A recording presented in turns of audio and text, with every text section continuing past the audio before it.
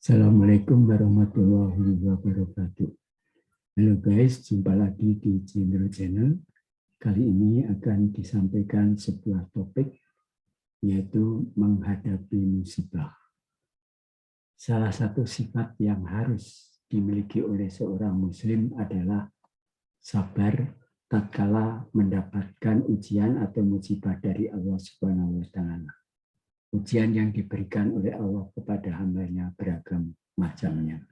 Bisa berupa kematian anggota keluarga yang dicintainya, hilang, dan musnahnya harta benda yang dimilikinya akibat bencana alam maupun kelaparan yang sedang melandainya. Semua ini adalah bentuk ujian dari Allah SWT, sebagaimana firman-Nya, dan sungguh akan kami berikan cobaan kepadamu dengan sedikit ketakutan, kelaparan, kekurangan harta, jiwa, dan buah-buahan. Dan berikanlah berita gembira kepada orang-orang yang sabar, yaitu orang-orang yang apabila ditimpa musibah, mereka mengucapkan inna lillahi wa inna ilaihi raji'un.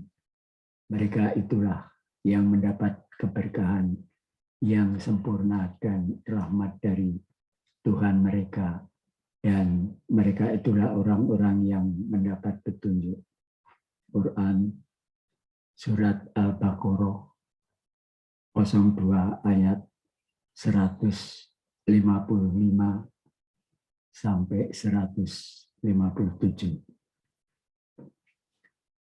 Ujian itu diberikan oleh Allah Subhanahu wa Ta'ala sebagai salah satu cara untuk mengetahui kadar keimanan seseorang. Apakah manusia itu mengira bahwa mereka dibiarkan saja mengatakan kami telah beriman, sedang mereka tidak diuji lagi. Dan sesungguhnya kami telah menguji orang-orang yang sebelum mereka. Maka sesungguhnya Allah mengetahui orang-orang yang benar, dan sesungguhnya Dia mengetahui orang-orang yang dusta. Quran surat Al-Ankabut 29 ayat 2 dan ayat 3. Artinya, seseorang maupun masyarakat tidaklah terbukti mereka beriman jika mereka tidak tahan terhadap ujian yang menimpanya. Selain itu, ujian merupakan salah satu wujud kecintaan Allah terhadap suatu kaum. Hal ini dikabarkan oleh Rasulullah SAW dalam hadis yang diriwayatkan Imam Ahmad. Sesungguhnya Allah, jika mencintai suatu kaum, maka Allah akan memberikan cobaan kepada mereka.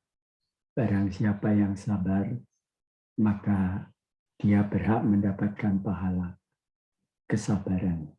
Dan barang siapa yang marah, maka dia pun berhak mendapat dosa kemarahannya. Kalau kita berkaca pada sejarah umat Islam, Rasulullah dan para sahabat adalah generasi yang mendapatkan ujian dan musibah yang sangat besar dari Allah Subhanahu wa Ta'ala untuk menguji kadar keimanan mereka. Salah satu contohnya adalah diceritakan oleh seorang sahabat bernama Sa'ad bin Abi Waqqas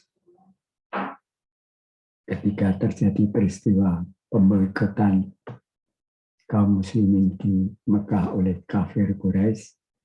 Beliau berkata tentang keadaannya saat kaum muslimin mendapatkan embargo ekonomi oleh orang Mekah. Aku keluar di suatu malam untuk kencing.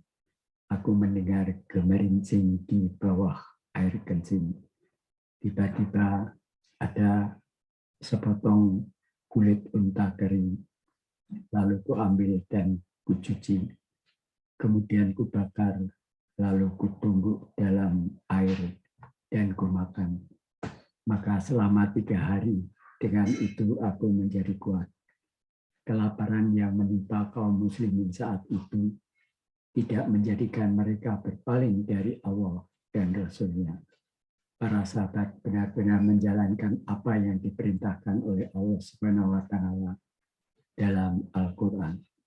Hai orang-orang beriman, jadikanlah sabar dan sholat sebagai penolongmu. Sesungguhnya Allah beserta orang-orang yang sabar. Quran Surat Al-Baqarah 02 ayat 153.